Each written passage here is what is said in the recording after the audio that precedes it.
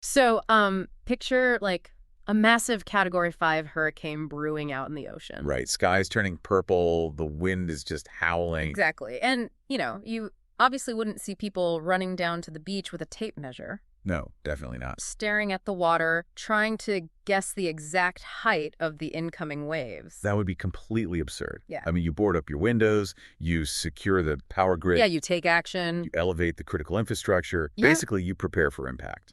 But if you look at the way we are collectively talking about artificial intelligence right now, We're totally doing the tape measure thing. yes, we are essentially all just standing on the beach with tape measures. We're endlessly arguing over exactly how tall this technological tsunami is going to be, instead of turning around and actually building a seawall. Which is, it's the ultimate spectator's conversation. Right. We ask questions like, well, what will AI do to us?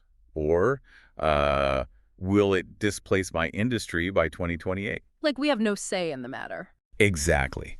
We're treating this technology like a force of nature, like a weather event that's just happening to us, completely out of our control. So if you're listening to this and you've been feeling that constant, low-level exhaustion from the endless flood of AI news and predictions, well, today's deep dive is for you. Yeah, we're trying to shift the perspective here. We're going to give you the exact mental shift required to stop watching the wave and start building that seawall.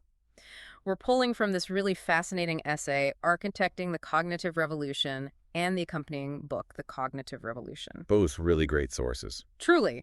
And our mission today is to unpack why the mainstream conversation is just fundamentally flawed. We have to move from being spectators who just, predict the future to being architects who actually construct it. Because an architect doesn't ask what a new material will do to a building. Right. An architect asks what structures must be built so the building stands strong. I love that framing. So to construct that seawall, we first have to understand the specific physics of the wave we're dealing with. And the actual crisis at hand is honestly entirely misunderstood by most people. It really is. I mean, the fundamental threat isn't that a computer program might pass an IQ test or, write a better sonnet than a human. Which is what everyone focuses on. Yeah, the parlor tricks. Yeah. But the actual crisis is a widening gap in speed. A speed gap. Okay, break that down for us. So we're dealing with a massive mismatch. We have artificial intelligence, which is advancing at a literal exponential pace, colliding with human institutions that only know how to move at a linear pace. Right. Think about the mechanics there. An AI model can double its processing capability or its parameter count in a matter of months. It's wild. But our institutions, our legal frameworks, our school curricula, our regulatory bodies, they were designed centuries ago. To move slowly. Exactly. Slowly, deliberately, and linearly. Let me put that into a concrete perspective for everyone. AI models are generating millions of synthetic images and texts every single day, instantly. Yeah. Meanwhile, in our legal system, it can take a decade of grueling court battles just to decide if a 10-second music sample is considered fair use. Okay, cool. The legal system physically cannot digest the output of an exponential technology. And that plunges us straight into this classic dilemma of technological governance. The too early, too late trap. Yes, exactly. In the early days of any new tech, it's incredibly malleable, it's easy to shape, but we don't fully understand its implications yet. Right, because it hasn't done anything bad yet. But by the time we finally understand the technology well enough to recognize its harms, it is so deeply entrenched in our global economy that governing it feels almost impossible. The dependencies are locked in. The concrete is already set. Yeah. And AI makes this window close in real time. Wait, I need to pause here because this feels like an inescapable trap. A lot of people feel that way. If the window between too early to understand and too late to regulate is just slamming shut because AI is moving exponentially, aren't we just perpetually doomed? It does sound bleak when you put it like that. I mean, how can a slow, linear government possibly regulate a hyper-fast technology before the concrete sets? Well, that feeling of doom only exists if we stick to our traditional regulatory playbook. Okay. Our usual strategy across history is to just, wait for visible, undeniable, catastrophic harm to occur. And then we panic and write a law. Right, we legislate a patch. But if we try that wait-and-see approach with the cognitive revolution, we fail completely. Because it moves too fast. Exactly. The architect's mindset dictates that we stop treating this as a reactive legal issue and start treating it as a proactive design problem. I'm trying to picture this. Does treating it as a design problem mean we stop debating the, moral character of the machine? In a way, yes. Stop asking is AI good or evil, and instead focus entirely on building shock absorbers into our society right now. That is the crucial pivot. We have to design governance frameworks that are inherently adaptable. Rather than waiting to write static laws for specific software versions. Those versions will be obsolete in 6 months anyway. Okay, this friction between fast technology and slow institutions is wild in theory. But let's bring it down to where you, the listener, actually feel it. The job market. Yes, the whole AI is taking our livelihoods panic. The public discourse around jobs is just incredibly hollow right now. How so? The Spectator just simply asks, how many jobs will disappear? It basically reduces the entire future of human labor to a single shrinking number. Right.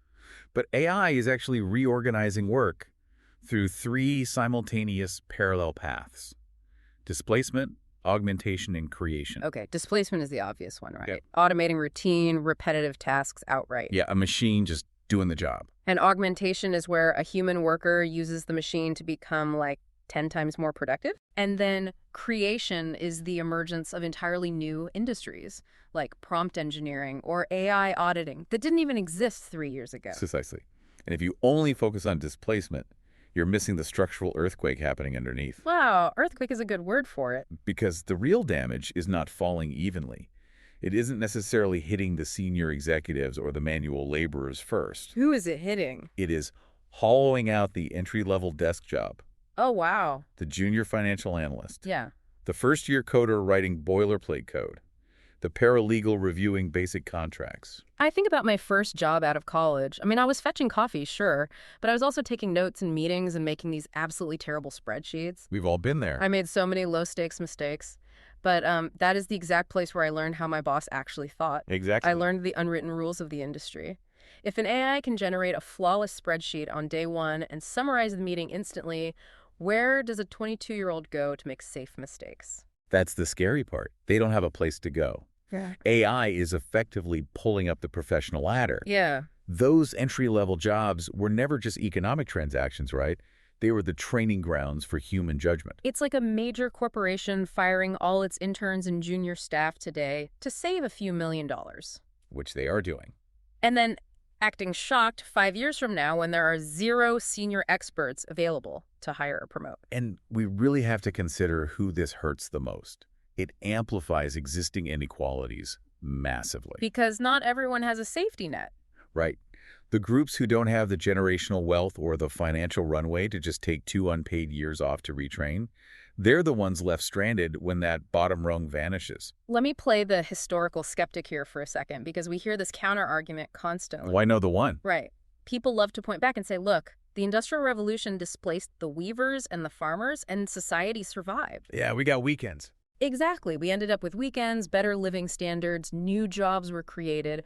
Why shouldn't we just trust that this transition will work out the exact same way? Well, the skeptic's argument completely ignores the function of time. Time. Yes. In every previous technological revolution, time was the ultimate built-in shock absorber. Interesting. The transition from an agrarian society to an industrial one took centuries. Even the transition to personal computers gave displaced workers a decade or more to adjust. Right, it wasn't overnight. A coal miner might lose his trade, sure, but the slow pace meant his children could be trained for a new economy. So the slowness was actually a feature. It gave families and local governments the breathing room to actually absorb the blow. Exactly. And the cognitive revolution removed time from the equation entirely. Because of the exponential speed? Because AI scales digitally at the speed of software updates. The displacement and the augmentation are happening everywhere across multiple industries simultaneously. The person displaced today does not have a decade to figure out a newly created role.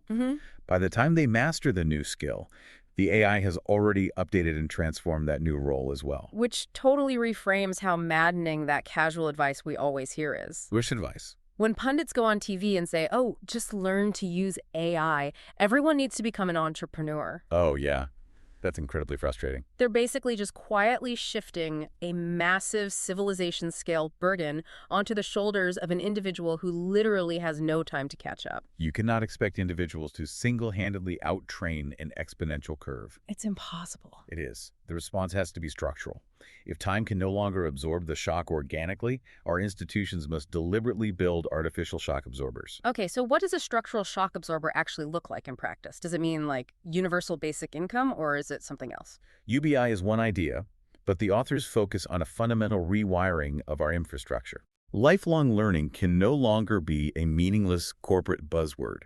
It has to be a funded, accessible public utility. That makes sense. Corporations, who are currently capturing massive productivity gains by cutting that bottom rung, must be incentivized or mandated to invest heavily in internal reskilling. Right, they can't just take the profits and leave society with the bill. Exactly.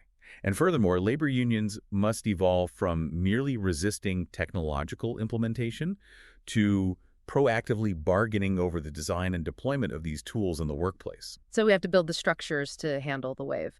But that erosion of human judgment at the entry level of the workplace that we were talking about, Yeah, it actually foreshadows a much more immediate physical danger. it really does. If we are willingly automating away human judgment in an office setting because it's faster and cheaper, what happens when we apply that exact same logic to a battlefield? That brings us to the most terrifying part of this whole dynamic, where the exponential speed of AI meets life and death geopolitical stakes. The military applications. The nature of warfare is currently undergoing a radical transformation driven by a concept known as precision mass.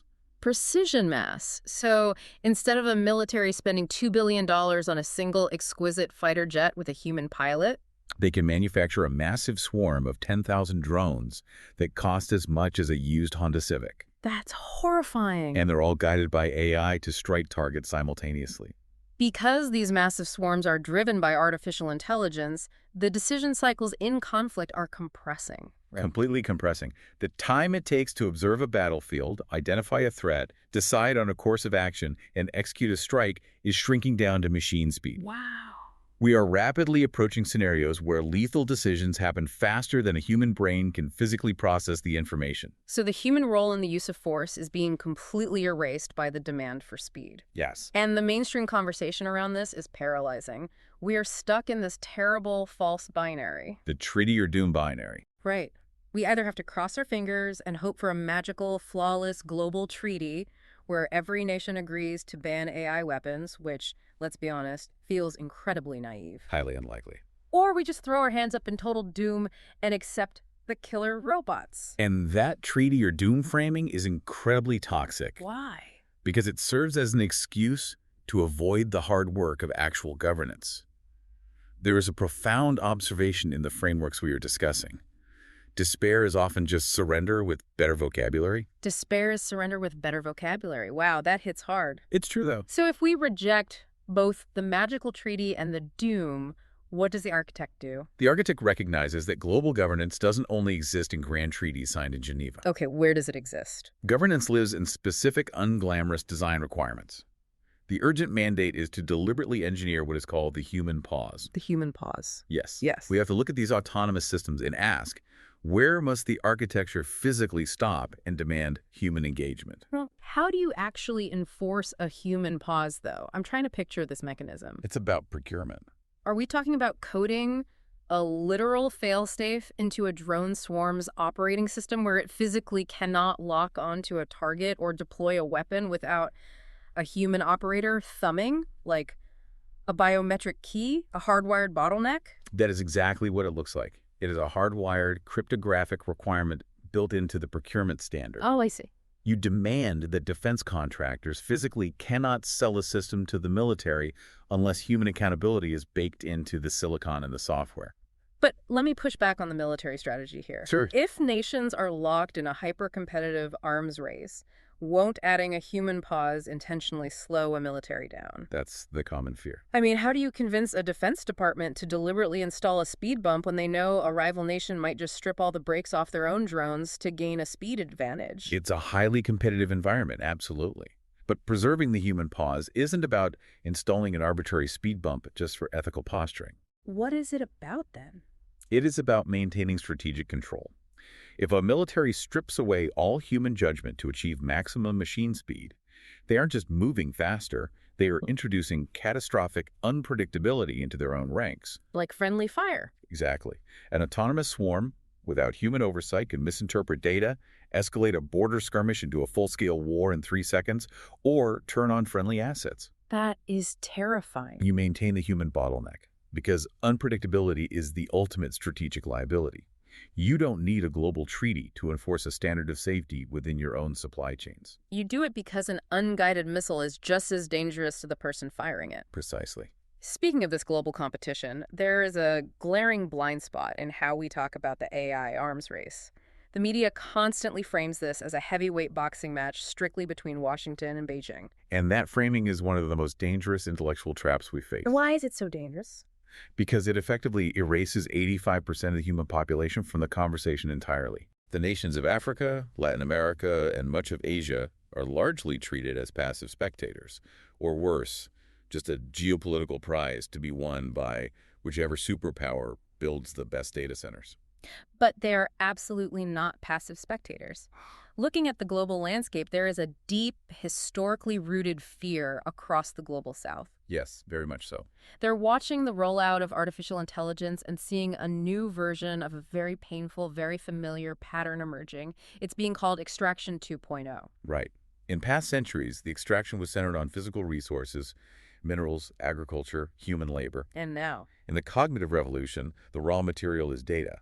Imagine a network of local health clinics in Nairobi. Okay. The fear is that the localized health data of millions of citizens will be extracted for free, shipped across the ocean to be processed and trained by algorithms in Silicon Valley or Shenzhen. And then what? And then sold back to those same clinics in Nairobi as an incredibly expensive, subscription-based AI diagnostic tool. That is so bleak. They provide the raw material and they're forced to rent back the finished intelligence. Exactly. They become entirely economically dependent on black box technology they do not control, governed by foreign values. So if they see this trap coming, how are they fighting back? They are mobilizing around a movement called digital sovereignty. Digital sovereignty. It's the assertion that a nation or a region has a fundamental right to control its own digital destiny. Consider the African Union, for example. What are they doing? They have drafted a continental strategy that explicitly rejects the idea of AI as just a Western or Eastern product to be consumed. It's huge. They are treating AI as a local tool that must be developed to address specific African priorities, like optimizing crop yields for local climates or leapfrogging legacy healthcare infrastructure. And critically, it must be governed by African cultural values. Exactly. There is a massive irony here, The places that traditional tech hubs might view as developing or quote-unquote behind are actually operating as the absolute vanguard for real-world AI governance. So true. They aren't trying to deploy an advanced language model just to, optimize an ad click on a social media feed. They are deploying AI out of absolute life or death necessity. Yes. If a region has a severe shortage of radiologists, deploying a diagnostic AI isn't a theoretical debate. It is an urgent requirement today. Which means the lessons being learned in these regions regarding how to deploy AI safely, equitably, and effectively are going to be the most vital governance laboratories on the planet. We should be taking notes. The practical friction of making AI work for human flourishing is happening there.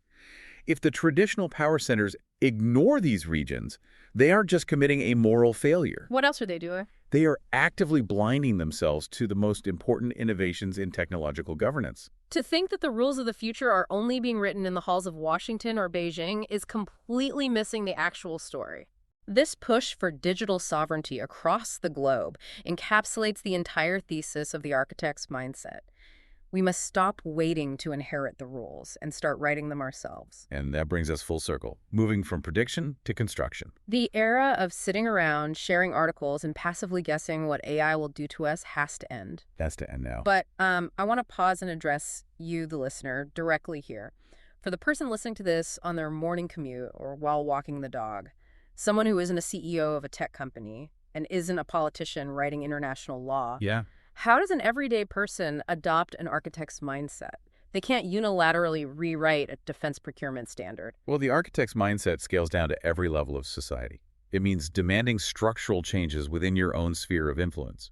What does that look like practically? It means asking your employer, hey, what is our internal reskilling budget when this software automates part of our workflow? That's a great question to ask. It means advocating within your local school board for curricula that teach critical thinking and physical world skills rather than just rote memorization that an AI can instantly replicate. Right. It means voting for representatives who actually understand the difference between exponential technology and linear law. It's about refusing the spectator seat in your own life.